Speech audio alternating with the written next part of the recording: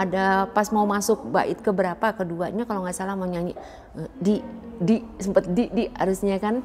Nah, tapi ya udah nggak apa-apa.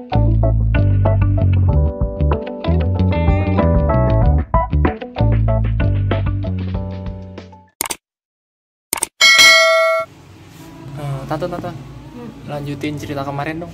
Ntar kalau udah kerja pasti lupa.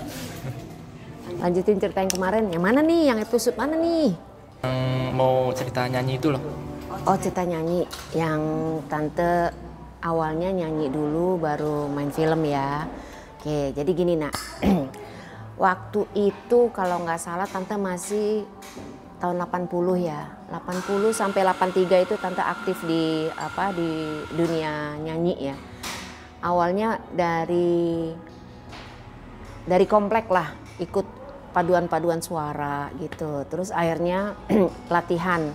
Memang dikursusin sama papa itu untuk latihan olah vokal sama temannya papa sendiri yang memang dia guru vokal. Lepas dari situ terus tante ikut lomba-lomba. Nah, lomba-lomba itu tante ketemu sama Anggun C. Sasmi. Itu kalau nggak salah di Monas ya, kalau nggak salah deh. Anggun C. Sasmi. Itu memang dari dulu dia suaranya oke banget deh. Cuman kita kan waktu masih sama-sama masih kecil dulu, tante mikirnya kok suaranya gede banget ya, dia nyanyi lagu titik-titik hujan rintik-rintik. Tante sampai bingung, kok anak kecil suaranya gede banget gitu kan. Ya alhamdulillah tante sampai finalis. Oke, lanjut dari situ. Tante nyanyi dari satu panggung ke panggung. Nah itu lebih banyak di Taman Ria Senayan. Kalau sekarang udah kayaknya udah nggak ada deh Taman Ria Senayan. Kalau dulu tuh di situ emang tempat kita nyanyi gitu. Tapi ada satu kejadian lucu nih. Dan kalau kamu mau tahu, jadi pas tante nyanyi tuh ada pas mau masuk bait keberapa, keduanya kalau nggak salah mau nyanyi sempet di harusnya kan. Nah, tapi ya udah nggak apa-apa, untung penontonnya nggak tahu gitu kan, karena tante sambil nyanyi itu sambil senyum-senyum terus, jadi orang nggak tahu, dipikirnya emang tante apa sih namanya improvisasi gitu kan. Nah, lepas dari situ terus tante ceritanya model nih, sempat model dulu nih ya, tante ceritain model. Lagi tante make up buat persiapan untuk foto model waktu itu untuk suatu produk. Rupanya ada produser rekaman yang denger tante nyanyi lah, biasa kan tante orangnya suka senandung gitu. Dengerin, terus akhirnya dia bilang coba kamu datang ke kantor, terus dites gitu kan.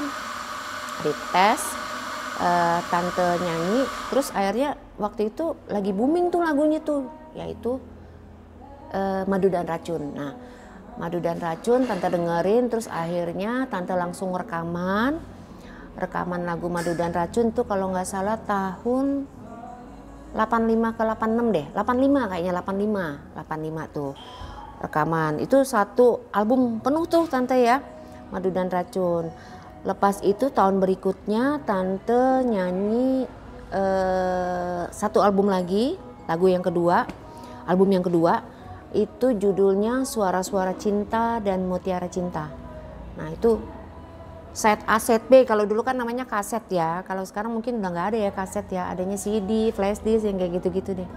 Nah yang tante senangnya apalah ya, kalau kita masuk studio itu kan emang dingin, tapi karena kita bukan tegang sih ya, kita konsentrasi untuk lagu itu, gimana caranya kita menjiwai dalam satu lagu itu, message atau pesannya tuh apa dari lagu itu tuh tante benar-benar yang minta kasih tahu sama yang pencipta lagunya gitu kan, untuk dapat pengarahan supaya enak didengar gitu kan. Alhamdulillah sih nggak berapa banyak tik-tiknya itu ya, nggak terlalu banyak di kesalahan-kesalahan gitu, artinya lancar-lancar aja alhamdulillahnya itu. Nah balik sedikit ke Madu dan Racun, karena itu memang lagi happening banget, jadi tante tuh diajak roadshow namanya dulu tuh. Roadshow tuh ke mana kita? Bengkulu, Jambi, terus ke Pulau Jawa tuh Semarang, terus kemana Jogja, terus pokoknya semua banyak tempat lah ya. Nah tante senangnya apa? Sama kayak di film. Ketika kita berkunjung ke daerah-daerah itu kan kita jadi tahu daerahnya, kita jadi tahu budayanya, kita jadi tahu juga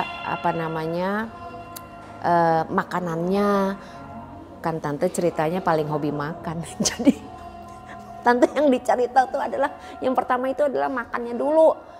nih kalau misal ke Jogja makannya apa, gudeg, ya udah di depan Malioboro tuh ada lesehan gitu, terus tante makan apa ya, pertama kali burung dara, terus gudeg, tante nyobain, biasalah tante kan kepo ya gitu. Jadi itulah perjalanan dari lagu-lagu tante. Kalau nggak salah dulu juga tante udah pernah nyiptain lagu waktu tante kuliah. Cuman tante simpen aja tuh dulu tuh. Dulu kan namanya apa namanya disket kalau tahu ya, disket ya nak ya. Disimpan di disket. Nah begitu disimpan di disket, diputar sebelum disketnya udah destroy, udah nggak dipakai lagi, tante masuk ke email gitu kan. Terus dulu kan ada kayak tip rekaman gitu, tante rekam juga. Nah baru di tahun-tahun ini jadi tante ulang lagi yang itu, tante putar lagi, terus ya nanti coba siapa tahu nanti di apa namanya dimasukin lagi ke studio. Oke. Nah itu cerita tante nyanyi dari panggung ke panggung. Nah kalau yang sekarang ini tahun 2000 berapa nah kemarin ya? Tahun 2021 ya kalau nggak salah. Kan ceritanya gini, tante ini kan udah lepas semuanya tuh, udah nggak main film, udah nggak main nyanyi, udah nggak nyanyi, nggak foto model, nggak semuanya deh tuh, nari juga enggak gitu ya. Tante fokus di sekolah waktu itu kan. Nah tahun kemarin itu ceritanya kenapa tante bisa balik lagi ke dunia entertain, itu ceritanya anak tante, mah malam-malam tuh, kenapa nak, nih adek disuruh bikin lagu mah katanya, tapi buat ujian praktek, lagunya tuh harus bikin sendiri, original. Hah? Kaget dong tante, masa iya lagu original kan, namanya hari gini, paling kan biasanya cuman cover-cover aja dong buat apa sih namanya ujian praktek itu. Udah deh, tante pikir ya udah nanti mama coba ya. Dah. Katanya tante ada satu waktu tante lagi duduk diem gitu ya di kamar anak sih. Tante nulis sambil senandung gitu kan. Jadilah tuh lagu. Jadi lagu 1, jadi lagu 2, langsung lagi 3 lagu sekaligus hari itu juga. Nah terus tante iseng nih, udah lama kan nggak main alat musik ya. Kalau dulu alat musik ada beberapa lah yang tante bisa mainkan. Udah lama banget nggak main alat musik, terus tante ceritanya minta tolong si adek nih anak tante. Coba dek buka lagi tuh apa namanya keyboardnya, buka. Nah dari yang tante ciptain tadi kan tante rekam tuh di apa, sekarang kan handphone udah canggih ya, jadi handphone bisa buat ngerekam juga kan. Tante sambil dengerin tuh cari nadanya, oh lagunya gini. Nah jadilah tuh lagu ke-1, lagu ke-2, lagu ke-3.